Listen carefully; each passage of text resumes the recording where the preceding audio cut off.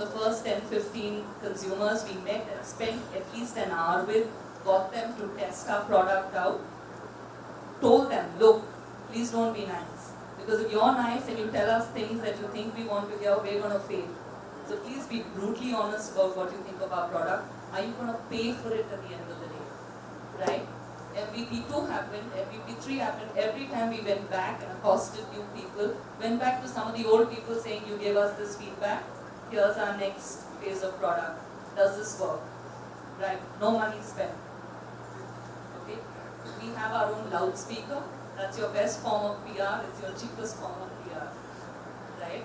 We have now, out of all of them, at least 50% of them calling us up saying, when are you launching? Right? So it hasn't taken any money at all. Right? When we do have the money, now we know, out of those 50%, we know that the balance 50%, 25%, we're not going to get to this product. So let's forget about them. We need a new innovation, and that we will put into practice when we have money, maybe a year down the line. But at least for this 50%, which is one homogeneous set, they are our lowest hanging fruit.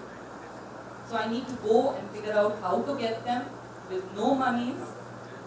How do I reach out to them? Tell them my product is there. They're already looking for me. They're waiting for someone like me.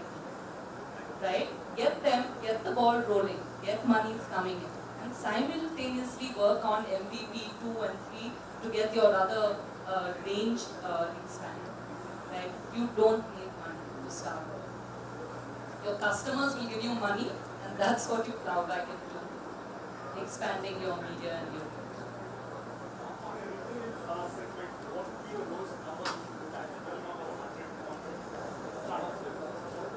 So I was taught in school that 30 is a statistically, start with 30. The question what I have is, Should we have? we have One second. Wait, we'll get a mic to you. And this will be the last one. Check. Thank you so much for being there. And we want to say that this is good conversation happening. In the next couple of years, everybody here sitting and everybody who is not sitting here will be having their startups. Zuckerberg's page is going to be more crowded. Everybody is going to use the same strategy. Everybody has linear strategy. What do you think after 3 years will be the new way of marketing? What's new? What do you think? You know, what's new is changing every day. Okay. So many others have come up with the same product. Right. We've had to pivot literally on a daily basis sometimes. It's driving us nuts, but that's the thing. I mean, thanks to the internet age, okay? Of course, we believe as entrepreneurs that we are the most brilliant people when we start off with an idea. We're the only one who has this. Let a little humility creep in. There are other intelligent people like us. So there are likely to be at least half a dozen others in this day and age, around about this time, who are thinking of the same idea, right? You need to keep your ears to the ground, okay? And you need to keep it very real, right? In the event that 10 of you launch with exactly the same product, what are you going to do differently that consumers are going to come to you? Because remember, consumers are always going to have a choice. Why will they give you the money? Right? I mean, I'm going to, I hope no one from this company is sitting here, but I'm going to use an example that really upset me. This full page ad, they must have spent about 20-25 lakhs on Times of India on that one insert.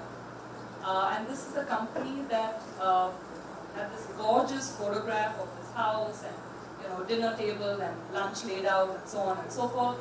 And the brand name of the company was Hey BNB. No prizes for guessing who they were trying to aid, right? You had all the money in the world, 25 lakhs. I don't think I've ever spent 25 lakhs on one press insert ever in my career. But you just blew it, right? What you've done is you've built the brand for Airbnb. Because I'll remember BNB or Airbnb. I'll forget about the details. I'll go and search. Airbnb will come up because they're spending tons of money on SEM, right? And I will go onto their site. With luck, I'll go onto your site and someone will tell me, hey, have you heard of Airbnb? Right? And that's it. I've lost you forever. So I I spent all that ton of money. I had that one opportunity to get you to talk to me. And I didn't say what was the most important thing, right? Instead, I made the biggest mistake of having a brand name of mine sound exactly like the biggest guy in the world. I mean, yes, audacious, but there are many other audacious decisions to take and things to do. Thank you. Sorry, just Sure. one thing to add on is there is a new era of marketing which is mushrooming, and I see that more from the western side of the world. I'm myself a Kellogg alumni, so I've done my master's from Kellogg School of Management, and which is called algorithmic and social intelligence marketing. So marketing which is based on certain intelligence which you get from the system itself, and then you get into an automated mode of marketing where a marketer actually becomes a robot. I'm speaking like 5 years ahead right now, that you like a machine which makes products. Similarly, there is robotic marketing which is coming up, where the marketing is done in an automated way using the intelligence from NPS, from social conversations, from algorithmic intelligence, from product intelligence, and so on and so forth. And that's very, very interesting. Like I'm myself doing a paper on it, and I think that's very, very interesting era of marketing. So I'd like to thank all of you for coming here.